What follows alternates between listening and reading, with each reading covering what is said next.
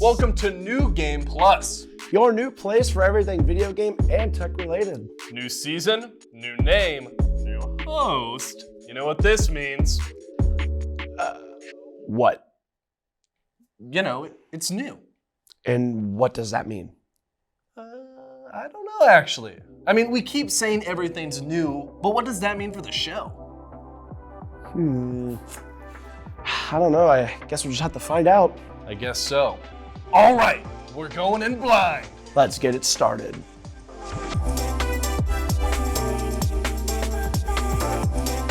So how do we want to kick this off? Well, let's start with some up-and-coming video game and tech news. After all, can't spell news without new. All right.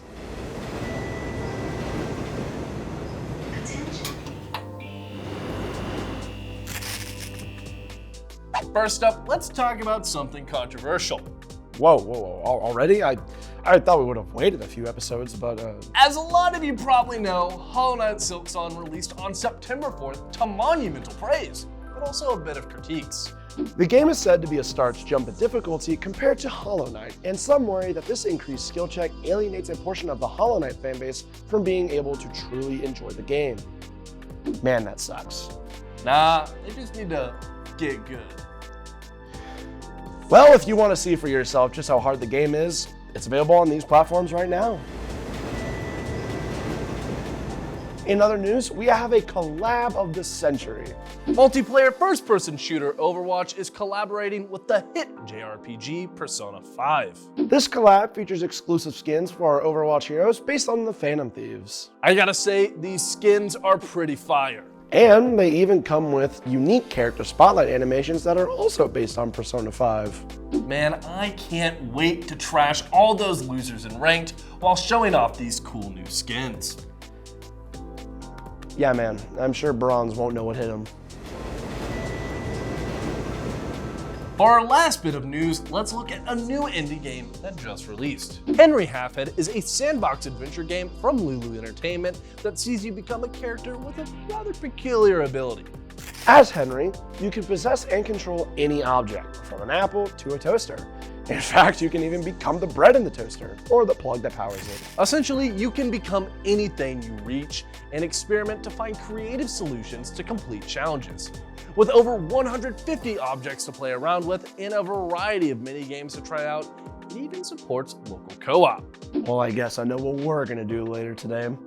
But check out the games on these platforms right now. All right, now that that's over with, what about the packs? Well, if everything's about being new, then I guess we should do some never-before-seen packs before. That's great and all, but people also like the classics. Nostalgia feel too, you know, like... Well, what if we do a combination of both? You call some old friends, I'll call some of my new friends, and then together we both get new and old packs, so there's something for everyone. I like the way you think.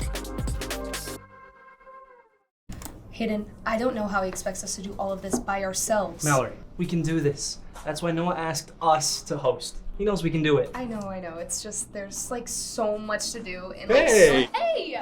But I just have some last minute notes for you guys. I'll see you guys soon.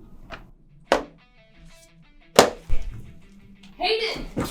Topics to cover, Check. people to interview, Check. locations to visit, Check. and my trip to Hawaii? That's not on my list. I'm joking. Watch Staying Current Wednesdays at noon.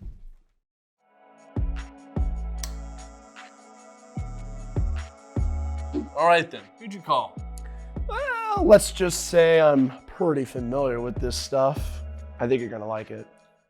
Well, all right then.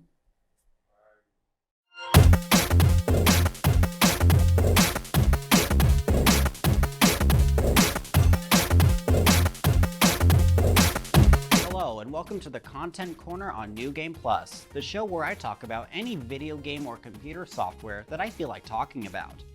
I'm Nicholas Givens, and this week we will be talking about a piece of computer software that shaped many millennials' childhoods. That software is Encarta Encyclopedia, published by Microsoft between 1993 and 2009. Encarta was an encyclopedia on a CD-ROM, much like the one in the image. I don't own a physical copy of it myself, but I did download an ISO file off the Internet Archive. The version I'm talking about specifically here is Encarta 2005, and it's one of my favorite pieces of computer software that's ever come out. For starters, I really like the user interface here.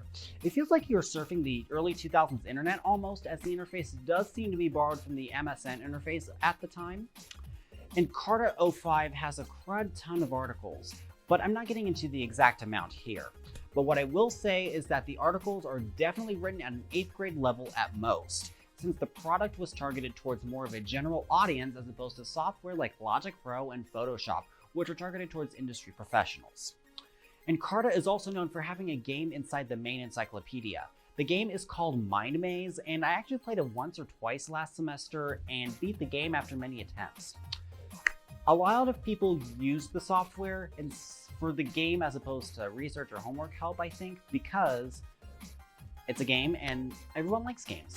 However, I would avoid using Encarta as a source on a research paper because it's an encyclopedia and also the information might be outdated since the last version came out in 2008. Hell, this version says that George W. Bush is the president of the United States since it was published in 2004.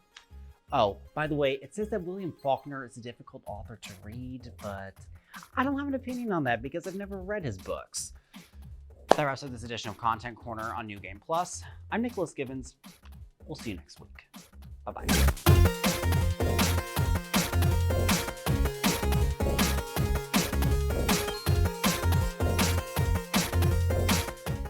You're right, man. That was actually pretty sick. Where'd you say you know him from? Oh, just some outside work, just some random nerd stuff. All right then, aside from your weird double life, I guess it's my turn to bring on our next pack. Oh, what's this one about? Let's just say it's a fan favorite amongst fellow cheapskates.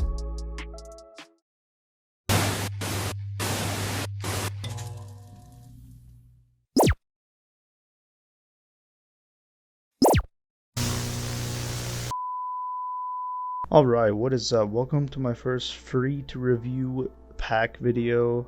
Alright, welcome to the second episode of Free to Review. Hello everybody, welcome back to Free to Review. Yo, what is up everybody? I am Cade Newman and welcome back to another episode of Free to Review. What is up everyone? Welcome back to Free to Review. Today we're...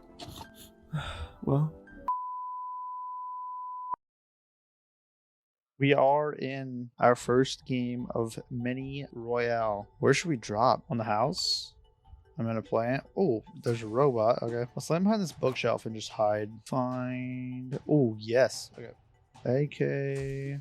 Ooh, I think this gun's good. Scope. Yes. I don't know if I want it on this gun, though. Okay. Well, that was easy enough. The gameplay is pretty good too. Besides taking 20 minutes to load into a match. That's the only downside. M for map. Where am I at? Am I in the very middle? No. Is that the real guy? No, that's another bot. Uh-oh, I'm afraid that's the other guy.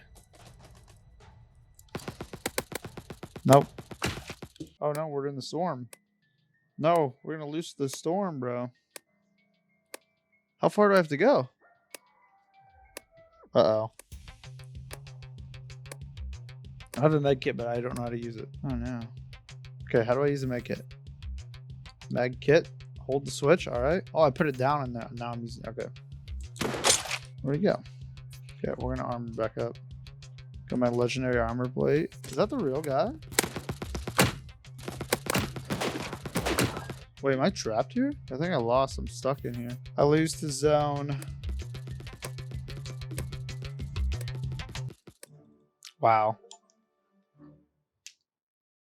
A bot got first in the zone. Well, overall, I gotta say the gameplay is actually really smooth. I'd say not much has changed. There is definitely not a lot of players now, but overall, I love the design and artwork in this game. The game doesn't feel blocky like a lot of other free battle royales or action games. That's a plus. It's pretty much the same since a year ago as imagined. I think I'm going to give it an 8 out of 10 just because of the style of game I feel like I could play this on my own or with friends and still have a blast.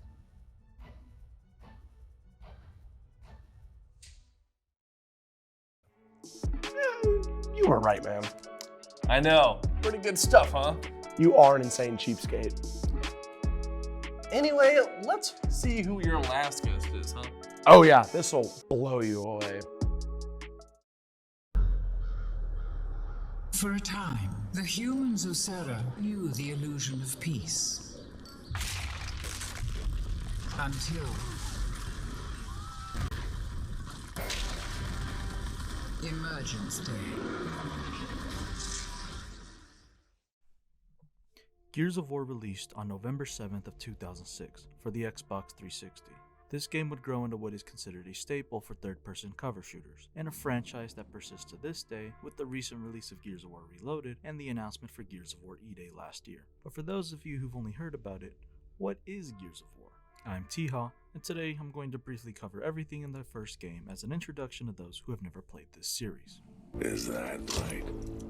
Gears of War is a gritty third-person shooter set on the Earth-like planet of Serra, taking place 14 years after Emergence Day, a major event where the Locust Horde invaded the surface from a deep and expansive underground network called the Hollows. In the first game, you play as a disgruntled veteran of the Pendulum Wars, Marcus Phoenix. Serving the 4th year of his 40-year sentence for dereliction of duty, Phoenix is pardoned by the Coalition of Governments, or the COG. After receiving his pardon, he is then recruited into Delta 1 by Dominic Santiago. With a general understanding of the story and where you start off, what is a Locust? The Locusts are a horde of mutated creatures who live deep beneath the surface of Serra. They come in many shapes and sizes, from the drones who you fight often throughout the game, to the blind and relentless berserkers, to the hulking Brumacs. The Locusts are stronger than you, bigger than you, and in any and every instance, they will outnumber you. So how do you fight them? The golden rule of Gears. Take cover or die. Something you will find is very important even on lower difficulties in the series. This is shown to you in the very layout of levels, the weapons available to you, and the enemies you encounter. Sometimes Nemesis will fly over to you, forcing you to either change positions or shoot them out of the sky. Grenadiers do the obvious thing of throwing grenades at you. Troika turrets only ever face one direction, but more often than not, you are in that direction, meaning you'll have to flank around and find another route. Berserkers, well, you'll have unique methods available once a berserker is in the vicinity.